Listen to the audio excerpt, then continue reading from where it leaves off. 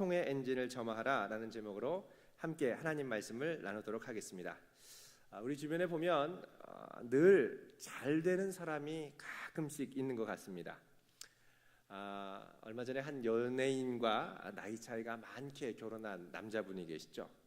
이분이 예전에 새마을 식당이라는 김치찌개 식당을 하셨는데 참 맛있게 제가 예전에 먹은 기억이 납니다. 그런데 이분이 새마을 식당을 그렇게 만든 게 저는 김치찌개 집인 줄 알았는데 김치찌개 프랜차이즈더라고요. 그래서 어떻게 이런 것까지 프랜차이즈를 할 수 있을까라고 생각했는데 이분이 이것뿐만 아니라 보쌈집부터 시작해서 수십 개의 프랜차이즈를 런칭을 시켜서 성공했다라고 이야기를 합니다. 그러니까 이렇게 많은 것들을 띄우기까지는 사실 그 안에 어떻게 하면 잘 되는지 나름대로의 길, 핵심적인 길을 파악하고 있다라는 것입니다. 요즘 대학은 5년제라고 얘기를 합니다. 휴학 1년이 꼭 포함된다고 그러죠. 전에는 1년 휴학하면 집에 무슨 일이 있냐라고 물어봤는데 요즘에는 대학 4년 만에 졸업하면 집안에 무슨 일이 있냐고 물어봅니다. 얼마 전에 조사한 바에 따르면 서울대학교의 인문대학교에 다니는 학생 중에 1년을 더 연장해서 휴학하든지 이렇게 해서 5학년까지 다니고 졸업한 비율이 49.8%에 이른다고 그럽니다. 그러니까 서울대 학생도 50%에 가까운 사람들이 휴학을 한다라는 것입니다. 그만큼 졸업에 대한 두려움, 취업에 대한 두려움들이 많다라는 것이죠. 성공적인 사회생활에 대한 두려움과 불안이 그만큼 많이 있다라는 것입니다. 그래서 더더욱 인생의 형통을 경험한다라는 것은 많은 사람들이 바라고 간절히 바라는 것 중에 하나입니다. 그러면 이 형통을 어떻게 경험할 수 있을까? 중요한 것은 이 형통, 성공의 경험이 한 번만 하고 끝나는 일회성의 성공이 아니라 지속적으로 계속될 수 있는 성공의 요소들이 있어야 한다라는 것입니다. 그래서 이걸 뭐라 그러냐? 성공 엔진, 형통 엔진이라고 그럽니다. 한번 성공을 맛보면 그 이래로 끝나는 것이 아니라 이것이 지속적으로 계속될 수 있도록 해야 한다라는 것입니다. 어떻게 하면 계속될 수 있을까? 중요한 것은 그 형통의 원리를 발견해서 그치지 말고 지속적으로 시행해야 한다라는 것입니다. 처음 할 때는 이상하고 안 되는 것 같죠. 중요한 것은 계속 시행하는 것이 힘이라는 것입니다. 지금도 가끔씩 방송에 나옵니다만 내적 치유를 하시는 어떤 목사님이 있습니다. 이분이 내적 치유에 대해서 유명하다고 그래서 제가 그 책을 이렇게 봤는데 별로 이렇게 깊은 느낌이 별로 안 드는 거예요. 어떻게 이렇게 내적 치유를 열심히 했을까? 또 어떤 분이 하는 말이 이분은 임상만 10년이다라고 얘기를 했습니다. 다른 말로 하면 지속적으로 계속했더니 그 안에 축적되는 힘들이 있더라는 것입니다. 어떤 분이 그러죠.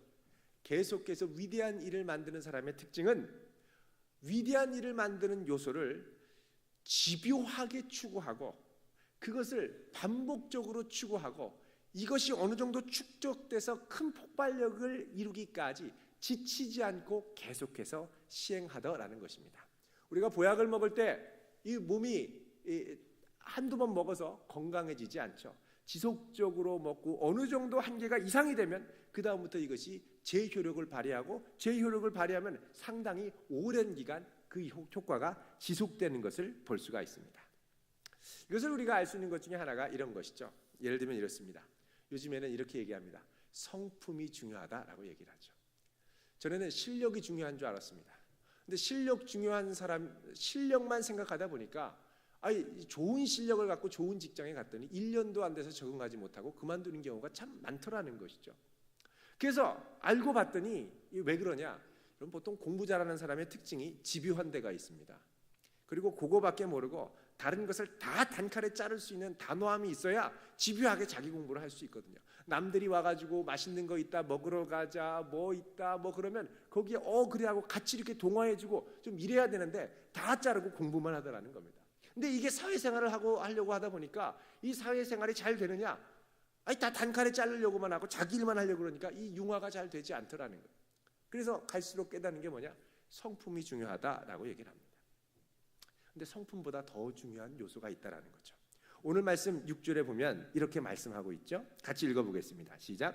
다윗이 다메섹 아람에 수비대를 두매 아람 사람이 다윗의 종이 되어 조공을 바치니라. 다윗이 어디로 가든지 여호와께서 이기게 하시니라. 자, 중요한 게 뭐냐? 다윗이 어디로 가든지 여호와께서 이기게 하셨다는 겁니다. 이 말씀 어떻게 보면 형통의 엔진을 점화했다고 보는데 14절에 가면 또 동일한 말씀으로 반복하는 것을 볼 수가 있습니다. 14절 말씀 같이 읽어보겠습니다. 시작. 다윗이 에돔에 수비대를 두되 온 에돔에 수비대를 두니 에돔 사람이 다 다윗의 종이 되니라. 다윗이 어디로 가든지 여호와께서 이기게 하셨더라 라고 되어 있습니다. 자, 어디를 가든지 6절에 14절에 공통점이 뭐냐? 어디를 가든지 그곳에 그 지역 사람들이 종이 되더라는 거예요. 다윗을 섬기는 사람이 되더라는 거예요. 그리고 어디를 가든지 하나님께서 그 대적을 이기게 하셨더라는 것입니다. 특별히 오늘 말씀 1절에 보면 뭐라고 나오냐? 그 후에 다윗이 블레셋 사람들을 쳐서 항복을 받고 블레셋 사람들의 손에서 메덱 암마를 빼앗으니라 라고 그랬습니다. 메덱 암마는 블레셋의 중요한 성읍 중에 하나입니다. 그런데 다윗이 블레셋 사람을 쳐서 항복을 받았다라는 얘기가 너무 쉽게 등장하는 거예요. 너무 쉽게 등장해요. 왜 그러냐? 이 블레셋은 당시의 최강대국 중에 하나였습니다. 우리가 아는 다윗과 골리앗 얘기도 있거니와 뿐만 아니라 블레셋은 그 세력이 워낙 강해서 원래 이 뿌리가 바이킹족과 비슷합니다. 지중해 이 블레셋 땅 팔레스타인 지역, 지금도 말하는 그 팔레스타인 가자지구 그쪽이 원래는 이집트 쪽에서 넘어온 해양 바이킹족입니다. 그래서 이 팔레스타인 지역이 이 바이킹 지역과 같이 이 해변가에 아주 잔인한 덩치도 큰 족속이었죠. 근데 이들이 워낙 강성해서 골리앗을 쓰러뜨리고 블레셋을 쳐도 이들이 다시 일어나서 공격하고 다시 일어나서 공격하는데 이들이 누구를 죽였느냐? 사울 왕을 죽인 거예요. 사울 왕과 요나단과 그 아들들을 다 섬멸시켰습니다. 그만큼 블레셋은 맞닥뜨리기에 부담스러운 상대였어요. 근데 이렇게 강력하고 부담스러운 상대를 오늘 말씀 8절에는 뭐라 그러냐? 그 후에 다윗이 블레셋 사람을 쳐서 항복을 받았다. 아주 가볍게 항복을 받은 거예요. 여러분, 이렇게 가볍게 승리하는 경우는 우리가 요즘 새벽마다 묵상하는 여호수아를 근거로 해서 볼 때 한 가지밖에 없습니다. 하나님이 미리 가서 손을 써놓은 거예요. 하나님이 손을 쓰는 방법은 두 가지입니다. 첫 번째는 먼저 가서 그 대적들의 간담을 서늘하게 하고 두려움을 주는 거예요. 완전히 쫄아있게 만드는 거예요. 우리는 죽었다라는 생각이 들게 만드는 거예요. 여호수아서에도 보면 이 가나안 땅에 들어가서 여리고성에 딱 들어가니까 이 정탐을 하다가 발각돼서 숨었잖아요. 그랬더니 이 기생 롯이 야, 너희들 온다는 소문을 듣고 우리가 완전히 쫄았다, 벌벌벌 떤다, 이 얘기를 해주고 돌아가게 합니다. 또 하나 승리하는 방법이 있습니다. 그건 뭐냐? 하나님께서 여호와의 천사를 미리 그곳에 보내셔서 그들을 꼼짝 못하게 결박하시는. 그러니까 공격하러 나가려는데 하나님의 사자가 먼저 가서 손을 쓰니까 손과 발이 꽁꽁 묶이고 얼려가지고 손도 못 쓰고 속수무책으로 당하는 거예요. 이런 경우가 아니면 이렇게 간단하게 사울과 요나단의 이 목숨을 빼앗은 강적 블레셋을 한마디로 그 후에 다윗이 블레셋 사람을 쳐서 항복을 받았다, 한마디로 끝낼 수가 없다라는 겁니다. 그러면 어떻게 다윗이 이렇게 간단하게 이기고 뿐만 아니라 그 이후에도 대형통의 시대가 열리는데 어떤 복이 있느냐? 가는 데마다 이겨요. 가는 데마다 종이라고 그래요. 가는 데마다 또 엄청난 노량물들을 주는 거예요. 보십시오. 10절에 보면 도이가 그의 아들 요람을 보내 다윗 왕에게 문안하고 축복하게 하니 이는 하닷에셀이 도이와 더불어 전쟁이 있던 터에 다윗이 하닷에셀을 쳐서 무찌릅니다. 그러니까 다윗이 하닷에셀과 싸우는데 하닷에셀과 경쟁 관계에 있었던 곳이 하맛이었습니다. 이 하맛 왕이 다윗에게 하닷에셀을 무찔러줘서 고맙다라고 얘기하면서 뭘 가져왔느냐? 은그릇과 금그릇과 놋그릇을 가지고 왔어요. 뿐만이 아닙니다. 어마어마한 이 노량물들이 전쟁에서 승리할 때마다 나오기 시작하는 거예요. 7절 보면 다윗이 하닷에셀의 신복들이 가진 금방패를 빼앗아 예루살렘으로 가져오고 또 다윗 왕이 하닷에셀의 고을 베다와 베로데에서 매우 많은 놋을 빼앗으니라. 하닷에셀과 싸우면서도 엄청난 노량물들을 다 가지고 왔습니다. 그러니까 가는 데마다 성공과 이 승리의 소식이 뻥뻥뻥뻥뻥 들립니다. 엄청나죠. 가는 데마다 잘 되면 얼마나 좋을까요? 가는 데마다 잘 되면. 여러분, 우리는 이런 생각을 합니다. 세상에서 잘 나가려면 열심히 노력해서 실력을 갖추고 자기가 갖고 있는 기회를 최대한 다 활용해야 성공할 수 있어 라고 얘기를 합니다. 그래서 흔히 성공의 조건으로 많은 얘기를 하죠. 키도 커야 되고 외모도 있어야 되고 외국에 나가서 막 학위를 해와야 되고 엘리트여야 되고 많은 얘기를 합니다. 그런데 이 다윗 왕의 첫 출발을 보면 절대 이것과 거리가 있는 사람이었다는 거예요. 다윗은 무명의 시골의 목동이었습니다. 근데 사울 왕은 첫 출발할 때 어땠느냐? 키가 훤칠했어요. 다른 사람보다 목 하나가 더 왔어요. 그리고 언변과 구사력도 좋고요, 훤칠하고 인간적인 조건이 좋았던 엘리트였습니다. 그런데 다윗은 그렇지 않았다는 거죠. 무명의 사람이었고 키도 작았고 늘 들판에서 양만 치던 목동이었습니다. 그런데 이 다윗이 어떻게 계속해서 승승장구할 수 있었을까요? 그것은 다윗이 어릴 때부터 성공의 공식이라고 그럴까요? 형통의 공식이 무엇인지를 붙잡았기 때문에 그렇습니다. 그건 뭐냐? 어디 있든지 간에 하나님의 말씀을 붙들고 하나님을 최우선으로 여기는 믿음이 있었다는 것입니다. 하나님의 말씀에 목숨을 걸며 살았었습니다. 여러분, 하나님의 말씀에 목숨을 건다 그러면 세상적인 관점으로 얘기하면 뭐냐? 융통성이 없는 사람입니다. 왜요? 하나님의 말씀을 절대적으로 신뢰하니까 다른 것에 대해서는 어떻게 해요? 손해를 기꺼이 감수한다라는 거거든요. 그러니까 인간적으로 마이너스예요. 하나님 말씀 따라 산다는 건 인간적으로 마이너스인 경우가 참 많습니다. 더구나 우리는 사람들이 요구하는 걸 다 만족시켜주지 못해요. 믿음의 양심에 비추어서 다 만족시켜주지 못할 때가 많이 있어요. 또 동시에 믿음으로 산다라는 건 뭐냐? 내가 갖고 있는 지식, 내가 할 수 있는 기회, 내가 할 수 있는 욕구를 때로 포기해야 된다는 것을 의미합니다. 남들은 다 저런 기회를 이용하는데 나는 하나님의 말씀을 신뢰하기 때문에 그 기회를 사용하지 않고 주를 위하여 기꺼이 그 기회를 포기하는 거예요. 그러니까 우리가 생각할 때 이건 상당한 마이너스인 겁니다. 정말 손해인 것 같아요. 이거 얼마나 억울해요. 얼마나 억울해요. 남들 다 이렇게 하면 막 처질 것 같고 이렇게 하면 안 될 것 같고 바들바들 떨리는 거죠. 그런데 하나님의 능력으로 형통과 축복을 경험하는 사람은 이것과 정반대로 간다는 것입니다. 하나님의 말씀을 붙잡으면서 내가 손해를 기꺼이 포기하는 자리, 기꺼이 감수하는 자리는 어떤 자리냐? 하나님이 다윗을, 하나님이 그 사람을 기꺼이 축복할 수 있는 여건을 재어보는 자리라는 거예요. 근데 그 여건을 재어보는 자리에 가서 내가 어떻게 해요? 두 발과 손이 바들바들 떨리는 거예요. 하나님 이렇게 하면 손해가 얼마나 큰지 아십니까? 아이고 하나님 이렇게 하면 전 안 됩니다. 이거 이렇게 했다가 도저히 안 됩니다. 그리고 말씀을 자꾸 타협하기 시작하는 거예요. 여러분, 여기에 우리의 아이러니가 있습니다. 세상 사람들은 자기가 가진 기회와 잠재력을 다 사용해야 성공할 수 있다라고 얘기를 합니다. 그래서 온갖 기회를 다 활용하려고 그래요. 수단과 방법을 가리지 않으려고 그래요. 반면에 하나님의 백성들은 어떠냐? 자기 능력도 제대로 쓰지 못하고 자기 기회도 제대로 활용하지 못할 때가 많아요. 그런데 하나님은 누구를 복내리고 형통케 하시냐? 이런 사람을 들어서 복내리고 형통케 하신다는 거예요. 왜요? 이런 사람을 통해서만 뭐가 드러나요? 이건 하나님의 능력이다라는 게 드러난다는 거예요. 내 힘과 능력과 지혜로 잘하고 막 말씀이 있어도 때때로 타협하고 수단 방법을 가리지 않고 딱 했으면 이건 하나님이 하신 거예요? 내가 한 거예요? 내가 한 게 되는 거예요. 하나님께 영광을 돌릴 수 있어요? 없어요? 하나님께 영광을 돌리는 척하면서 어떻게 해요? 결국은 다 자기 자랑하기 시작하는 거예요. 이거 100% 하나님이 하셨어요 라고는 말이 안 나오고 요거는 내가 요렇게 저렇게 머리를 굴려서 했어요 라는 말이 나오더라는 것입니다.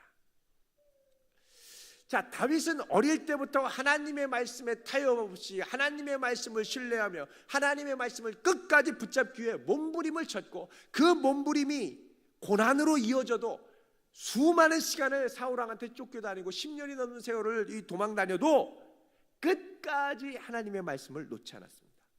이건 왕이 돼도 마찬가지였어요. 오늘 말씀 8장 1절에 그 후에라고 시작이 된다고 그랬죠. 여기서 말하는 그 후에는 뭡니까? 7장에 나오는 사건이죠. 우리 지난주에 7장을 봤을 때 어떻게 됐습니까? 7장의 2절 한번 보겠습니다. 7장 2절 읽어보겠습니다. 시작. 왕이 선지자 나단에게 이르되 볼지어다 나는 백향목 궁에 살거늘 하나님의 궤는 휘장 가운데에 있도다. 나는 백향목 궁에 이렇게 의리의리하게 잘 사는데 여호와의 궤는 아직까지 저 이 냄새나고 낡아 빠진 천막 가운데 계시다니 이게 말이 되냐? 이러면서 안타까운 거예요. 다윗은 세월이 지나고 왕이 되고 권력의 왕자에 임했어도 여전히 변치 않는 마음을 갖고 있었습니다. 그게 뭐냐? 내 하나님은 여전히 찬송받을 나의 왕, 나의 하나님이라는 거예요. 내가 왕이 돼도 나의 하나님은 찬송받을 하나님이고 그분의 말씀은 타협의 여지가 없이 끝까지 붙들어야 할 하나님이라는 거예요. 18절에 뭐라고 그럽니까? 7장 18절 읽어보겠습니다. 시작. 다윗 왕이 여호와 앞에 들어가 앉아서 이르되 주 여호와여 나는 누구이오며 내 집은 무엇이기에 나를 여기까지 이르게 하셨나이까? 무슨 말입니까? 하나님 하나부터 열까지 모두 다 하나님의 은혜입니다 라고 고백한 거예요. 내가 무엇인데 왕이 되게 하셨고 내가 무엇인데 지금까지 이르게 하셨고 내가 무엇인데 이스라엘의 왕으로 다스리게 했냐라는 거예요. 그러면서 결단을 하죠. 하나님 나는 세월이 지나도 끝까지 하나님의 말씀을 더욱더 붙들겠습니다. 7장 25절 말씀입니다. 읽어보겠습니다. 시작. 여호와 하나님이여 이제 주의 종과 종의 집에 대하여 말씀하신 것을 영원히 세우셨사오며 말씀하신 대로 행하사 말씀하신 대로 행하사. 그래서 이 말씀을 붙들고 끝까지 나는 나가겠다라는 거예요. 그러니까 오늘 말씀부터 시작되는 막 계속해서 연전연승을 하는 다윗의 승리의 비결, 어디로 가든지 여호와께서 이기게 하시는 비결, 거기에는 뭐가 있느냐? 더뎌도 때로는 느려도 때로는 아무 효과가 없어도 무식하게 붙잡고 하나님의 말씀을 붙들고 나아갔던 다윗의 말씀에 대한 헌신이 있었다라는 것입니다. 이 중심이 변하지 않았기에 가는 곳마다 이기게 됐어요. 그리고 이겨도 다윗은 그 마음이 교만하지 않고 여전히 이 승리는 하나님께로부터 온 것임을 고백했습니다. 보십시오. 11절입니다. 시작. 8장 11절 시작. 다윗 왕이 그것도 여호와께 드리되 그가 정복한 모든 나라에서 얻은 은금. 12절요. 곧 아람과 모압과 암몬 자손과 블레셋 사람과 아말렉에서 얻은 것들과 소바왕 르홉의 아들 하닷에셀에게서 노략한 것과 같이 드리니라. 어마어마하게 노략물을 얻었어요. 여러분 전쟁에서 승리하면 이 국가에 있는 가장 중요한 핵심적인 이 보물들을 다 가져오게 됩니다. 이스라엘도 나중에 솔로몬 왕이 이후에 계속해서 타락하니까 이 다윗 왕궁에 있었던 금방패를 싹 빼앗아 가잖아요. 열강들이 한 번 이기면 그 마을에 있는 그 국가에 있는 핵심적인 보물을 다 뺏어오게 돼 있어요. 그러니까 가장 귀한 보물들을 어마어마하게 가져왔죠. 근데 다윗이 이거 다 어떻게 해요? 하나님께 다 드리는 거예요. 이거는 내 거가 아니라 누구 거요? 하나님 거라는 거예요. 이렇게 해서 하나님께 다 드리니까 어떻게 돼요? 이 노략물들이 쌓여서 나중에 후대인 솔로몬이 여호와의 전을 짓는 발판이 되더라는 거예요. 그러니까 내가 하나님께 끝까지 헌신하고 끝까지 드렸던 이 헌신의 기초가 뭐가 되느냐? 다음 세대, 내 다음 세대를 믿음의 명문 가문으로 하나님의 전을 짓는 명문 가문으로 세우는 기초가 되더라는 것입니다. 그러니까 말씀의 헌신, 내가 말씀을 붙들고 끝까지 가는 그 마음, 그 믿음은 나 혼자만 세우는 게 아니에요. 나의 다음 세대를 세우는 거예요. 반대로 다윗이 하나님의 말씀을 경시하고 순간적인 임기응변과 세상이 말하는 인간적인 지혜로 대처했다면 그의 가문은 그 다음 세대에 결단코 믿음의 명문 가문으로 설 수가 없었을 것입니다. 여러분 하나님 말씀 처음 붙들 때 어떻습니까? 때로는 응답을 주시지만 때로는 실망할 때도 많습니다. 때로는 손해를 감수할 때가 많습니다. 지난주에 요셉 소명 말씀드렸죠. 하나님이 꿈을 보여주셔서 그 꿈 붙잡고 꿈 얘기를 했더니 형이 자기를 파내요. 형들이 얼마나 고생합니까? 모세가 하나님의 말씀 붙들고 나가서 이스라엘 백성들에게 너희를 구원하러 왔다 그러죠. 근데 그 말 하고선 바로왕 앞에 서서 그 얘기하니까 뭐라 그래요? 바로왕이 코웃음 치면서 가라고 그럽니다. 그리고 더 심하게 이스라엘 백성들을 노예 부역을 시키겠다고 얘기를 합니다. 그러니까 하나님 말씀을 처음 붙드는 건, 처음부터 붙들고 지속적으로 나가는 건 많은 저항과 부딪힘이 있습니다. 우리의 원수 악한 마귀들이 우리가 하나님 말씀 붙들고 제대로 살아가려고 그럴 때 어떻습니까? 그때 막 저항하고 부딪혀서 못하게 합니다. 그러니까 참 신기해요. 어떤 분은요, 믿음 생활 처음 이제 제대로 좀 해보려고 마음 먹으면 그 다음부터 어려운 일들이 막 생기는 거예요. 애들 아프고요, 어렵고요, 주일에 예배 드리러 갈 때 꼭 사고 터지고요, 교회 앞에 가려고 하면 꼭 접촉 사고 나고요. 그러니까 못 가는 거예요. 또 어떤 분은 새벽 기도 시작하려고만 하면 문제가 터지는 거예요. 새벽 기도 제대로 드리려고 막 나오려고 그러면 꼭 아프고요, 새벽 기도 나가려고 그러면 꼭 빙판에서 넘어지고요, 새벽 기도 나가려고 그러면 꼭 접촉 사고 나고요, 새벽 기도 나가려면 꼭 전날 남편이랑 싸우고요. 희한하게 내가 믿음의 결단을 갖고 그 말씀을 굳게 붙들려고 시작하려고 그러면 그때부터 어려움이 시작되는 거예요. 여러분, 그때부터 어려움이 시작되는 건 이제 인간적으로 볼 때는 나 이럴 거면 안 해, 이렇게 어려울 거면 안 해. 그리고 이제 포기하게 만들어요. 실제로 많은 분들이 그것 때문에 주저앉고 포기해요. 믿음의 한 결단과 도약을 이루려고 막 나가려고 그러다가 어려움에 부딪히면 목사님, 아무래도 이건 저한테 무의였나 봐요. 이 주변에서 가만히 있지를 않네요. 직장에서 가만두질 않네요. 근데 여러분, 우직스럽게 그 말씀 붙들고 조금만 넘어가면, 그리고 조금만 더 버티면, 그래서 하나님께서 나를 보실 때 내가 이 상황 가운데서도 나의 말씀을 붙드는 충실한 종이라는 걸 인정받기 시작하면요, 그 다음부터는 하나님이 우리 삶에 서서히 형통의 엔진을 점화시켜 주실 줄로 믿습니다. 복 주시기 전에 복 받을 만한 그릇이 돼야죠. 그릇인지 아닌지 어떻게 알아요? 말씀 붙들고 가는 거 보면 알아요. 그래서 이스라엘은 이 연전연승을 통해서 확실하게 된 것이 있습니다. 확신하게 된 것. 그거 뭐냐? 이스라엘은 무기와 무력으로 싸우는 나라가 아니라 하나님의 말씀에 순종함으로 승리하는 나라라는 걸 입증하게 됩니다. 여러분, 우리의 삶도 그렇습니다. 우리의 삶은요, 나의 능력과 지혜로 승승장구하는 삶이면 안 됩니다. 위험한 겁니다.